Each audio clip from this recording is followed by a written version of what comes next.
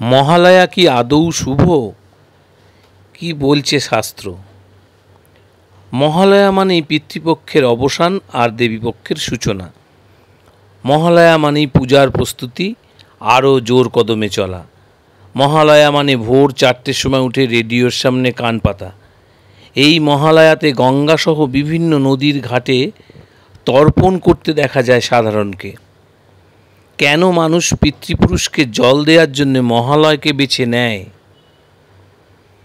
তর্পণের উল্লেখ মহাভারতে রয়েছে।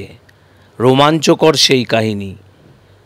কুরুক্ষেত্রে যুদ্ধে মারা যাওয়ার পর কর্ণ স্বর্গের উদ্দেশ্যে রওনা দেন। স্বর্গে যাওয়ার পর তাকে হীরা, জহরত, মণিমাণিক্য খেতে দেওয়া হয়। সেই সময় কর্ণ অবাক হয়ে যান। তিনি দেবরাজ ইন্দ্রকে বলেন, এসব তিনি খাবেন কিভাবে?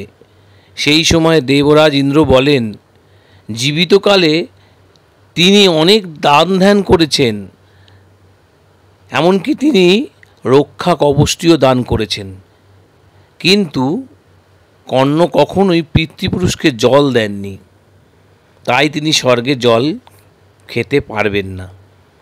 এরপরেই এক পক্ষকালে কর্ণ মর্তে ফিরে আসেন, নিজের পিতৃপুরুষকে অন্ন জল দেন, নিজের প্রায়শ্চিত্ত করেন। এই এক পক্ষকালকে পিতৃপক্ষ বলা হয়। শেষে তর্পণ হয়, তারপরেই দেবীপক্ষের সূচনা। আবার রামায়ণেও তর্পণের উল্লেখ পাওয়া যায়।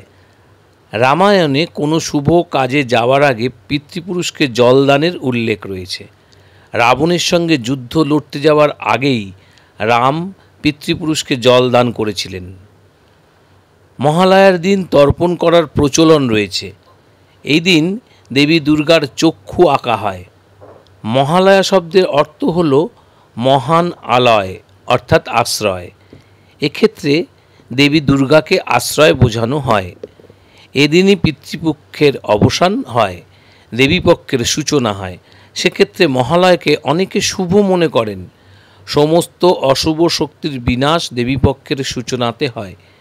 এছাড়াও তর্পণের অর্থ হল জগৎব্যাপী মহামিলন ক্ষেত্র, তাই একে কখনোই অশুভ বলা যেতে পারে না। আবার মহালয়ার দিন তর্পণ করা হয়, অর্থাৎ পূর্বপুরুষদের উদ্দেশ্যে জল দান করা হয়। এটা পিতৃপুরুষকে স্মরণ করার দিন, তাই কোনোভাবেই এই দিনটাকে শুভ মনে করা যেতে পারে না বলেই অনেকে মনে করেন। তারা মনে করেন এই দিনটা আসলে শোক পালনের দিন।